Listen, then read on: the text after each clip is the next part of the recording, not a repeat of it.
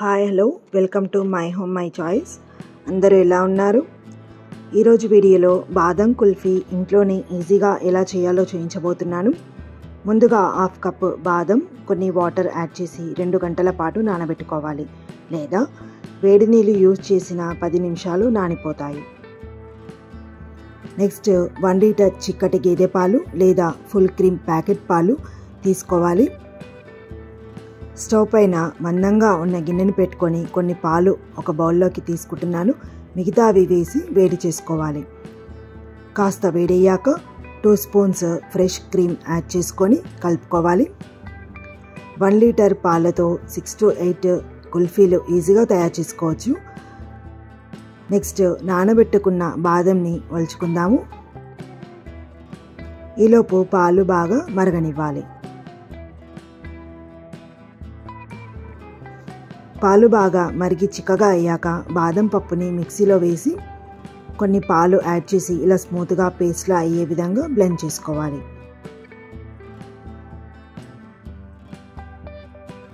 ఈ బాదం పేస్ట్ని మరిగే పాలలో యాడ్ చేసి అడుగంటకుండా 2 నిమిషాలు కలుపుతూ ఉండాలి.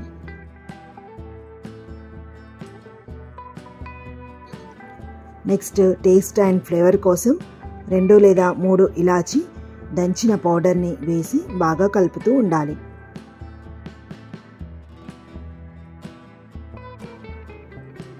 తర్వాత 2 స్పూన్స్ కండెన్స్డ్ మిల్క్ యాడ్ చేసి 10 నిమిషాలు స్టవ్ మీడియం ఫ్లేమ్లో ఉంచుకొని మరగనివ్వాలి. అంటే 1 లీటర్ పాలు దాదాపు హాఫ్ లీటర్ అయ్యే వరకు అన్నమాట. కండెన్స్డ్ మిల్క్ లేకపోతే షుగర్ కొంచెం ఎక్కువగా తీసుకుంటే సరిపోతుంది. మరిగేటప్పుడు గిన్నె సైడ్స్కి అంటుకోకుండా చూసుకోవాలి. కండెన్స్డ్ మిల్క్ యాడ్ చేశాక పాలు వైట్ కలర్ నుండి కొంచెం క్రీమ్ కలర్లోకి మారిపోతాయి. ఇలా పాలు బాగా చిక్కబడ్డాక 1 స్పూన్ కార్న్ఫ్లోర్ తీసుకొని కొన్ని పాలు యాడ్ చేసి లంప్స్ లేకుండా కలుపుకొని మరుగుతున్న పాలలో ఈ విధంగా స్లోగా వేసుకుంటూ ఉండలు కట్టకుండా కంటిన్యూగా కలపాలి.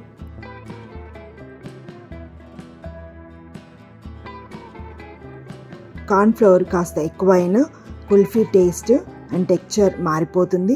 సో ఇది చాలా ఇంపార్టెంట్. కలిపేటప్పుడు స్టవ్ సిమ్లో ఉంచుకోవాలి, లేదంటే ఉండలు కట్టే అవకాశం ఉంటుంది. అలాగే కార్న్ఫ్లోర్ కలిపాక పాలు చిక్కబడి దగ్గరికి రావడం జరుగుతుంది. చూస్తుంటే ఇలాగే తినాలనిపిస్తుంది కదా, కానీ దీంట్లోకి ఇంకొకటి యాడ్ చేసుకోవాలి, అదే షుగర్. కాబట్టి ఇంకాసేపు వెయిట్ చేయాల్సిందే. సో ఈ మిక్చర్ని చల్లారటం కోసం పక్కన పెట్టేద్దాము. అదే స్టవ్ పైన ఒక గిన్నెలో 1 కప్ షుగర్ వేసి మెల్ట్ అయ్యి బ్రౌన్ కలర్లోకి వచ్చే వరకు స్టవ్ సిమ్లో ఉంచి వేడి చేసుకోవాలి. షుగర్ బ్రౌన్ కలర్లోకి వచ్చేసింది. ఈ సిరప్ని కుల్ఫీ టెక్స్చర్లోకి నెమ్మదిగా వేసుకుంటూ మొత్తం కలిపే విధంగా కంటిన్యూగా కలుపుతూ 5 నిమిషాలు సిమ్లో ఉంచి కలపాలి.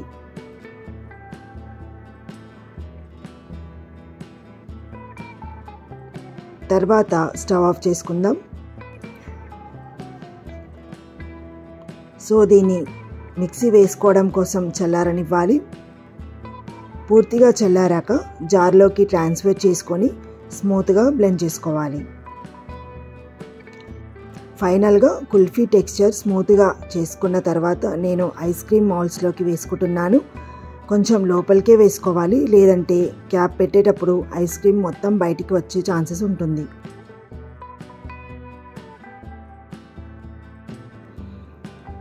అలాగే పీసెస్లా కట్ చేసుకోవడానికి వచ్చే విధంగా ఒక గ్లాస్లో లేదంటే ప్లాస్టిక్ బాక్స్లో వేసి అల్యూమినియం ఫాయిల్తో కవర్ చేసుకోవాలి. దీని ఫ్రిడ్జ్లో ఒక ఓవర్ నైట్ అంటే 12 అవర్స్ ఉంచి ఫ్రీజ్ చేసుకోవాలి. 12 అవర్స్ అయిపోయింది కదా. ఐస్ క్రీమ్ ఎలా అయిందో చూద్దామా. కుల్ఫీని తీసేటప్పుడు మౌల్స్ని కాసేపు నార్మల్ వాటర్లో ఉంచి తర్వాత తీస్తే ఈజీగా బయటికి వచ్చేస్తాయి.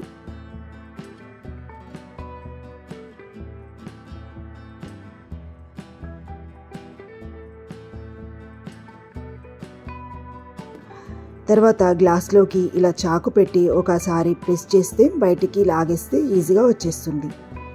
దీన్ని పీసెస్ లాగా కట్ చేసుకుందామా.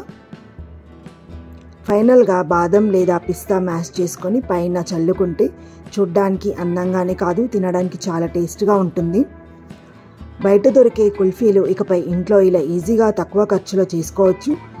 సో మీరు ట్రై చేసి ఎలా వచ్చిందో నాకు కామెంట్లో తెలియజేయండి. అనుకున్న విధంగా వచ్చినట్లయితే కుల్ఫీతో పాటు వీడియో మీ ఫ్రెండ్స్కి అండ్ ఫ్యామిలీతో షేర్ చేసుకోండి. ఒకవేళ రాకపోతే మళ్ళీ ట్రై చేయండి. నేను చెప్పిన ఈ కొలతలతో చేస్తే ఖచ్చితంగా నెక్స్ట్ టైం పర్ఫెక్ట్గా వస్తుంది. అండ్ నెక్స్ట్ టైం మరొక మంచి డిఫరెంట్ ఐటెంతో మళ్ళీ కలుద్దాము. Thank you. నమస్తే.